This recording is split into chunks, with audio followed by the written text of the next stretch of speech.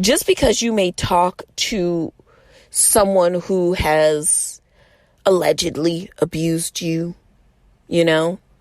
just because whether that be verbal, physical, mental, any kind of abuse, just because you have a cordial relationship with that person, please don't mistake that dynamic as you still being all right with what happened to you.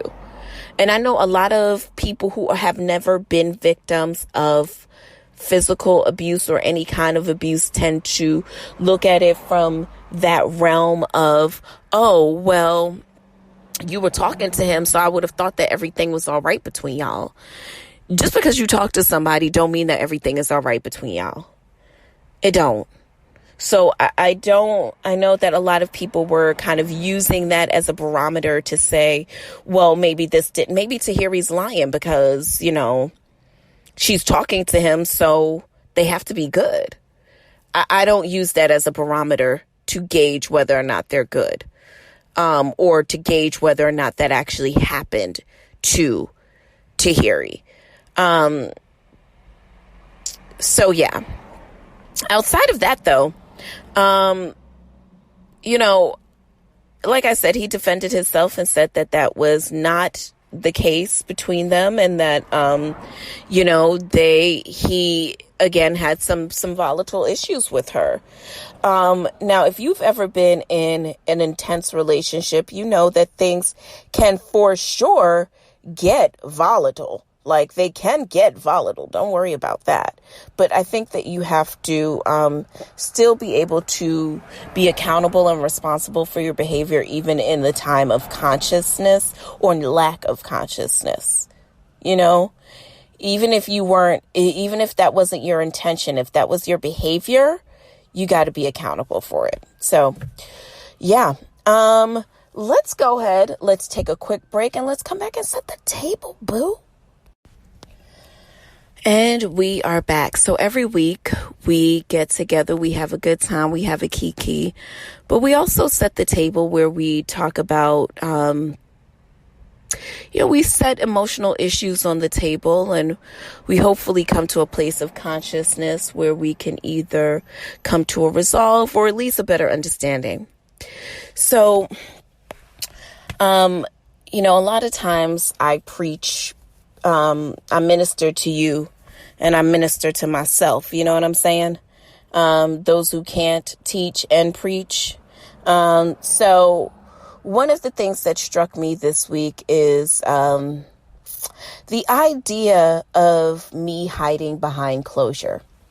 So for 41 years, I have hid behind closure, right? Meaning I resisted moving forward or letting go or growing because I felt like I deserved a clean chapter in order to do that. Now, for a lot of us, we think that closure means just that, right?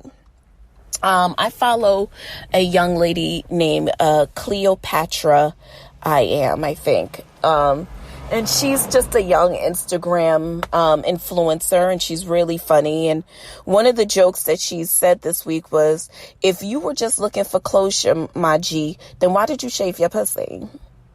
Right? My nigga, why did you flee if you was just looking for closure? Right? I say all that to say that you got to be honest with yourself about what exactly it is that you're looking for out there. Now, listen, if it's that you just don't want to let go, then you just don't want to let go, and be honest and steadfast in that energy. But don't hide behind wanting closure because you think you deserve a clean break between you and whatever person or situation you stand between.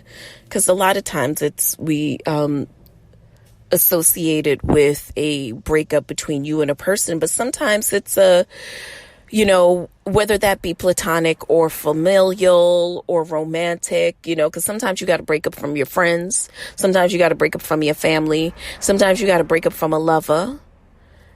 And when you do, it's hard. And you think you're going to get closure or resolve in this kind of clean cutoff, right? Sometimes your shit just don't fall like that. I hate to talk about shit at the dinner table, but I'm just saying. Sometimes it ain't a clean break, my G. So for a lot of us, we think that that's what closure is. The ability to control or manipulate the situation in terms of when it starts and when it stops. We think that we can use the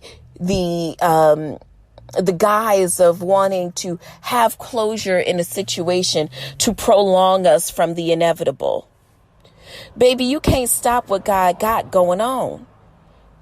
But I think the important thing for you to kind of immerse yourself in is blessings don't just come from God. They come from the devil too. And you got to make a choice about which one you want to be aligned in. Be honest about the place that you are resolving from. Because the devil can bless you with more time too. The devil can help you prolong that relationship too, if that's what you're looking for. But if it is a clean chapter that you're looking for, then closure means to accept, learn from. But most importantly, it means to begin again. When you got a wig and the closure's fucked up, bitch, the wig is done. The wig is done. Unless you can give it a new closure.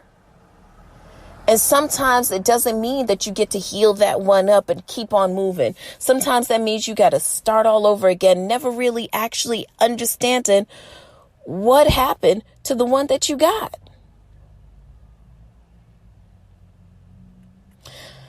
So listen, if I can implore you of anything, it would be to understand what closure actually begets you. What it actually means and where you actually get to go. We'd love for it to mean that we get to dictate the rules of engagement, but for the most part, the rules of engagement are not dictated by us when it comes to closure. So remember, accept, learn from, but most importantly, begin again. I love you guys so much for listening. God willing and the creek don't rise. We'll be back here next week. Same time, same place. Have a safe and happy Labor Day. Peace.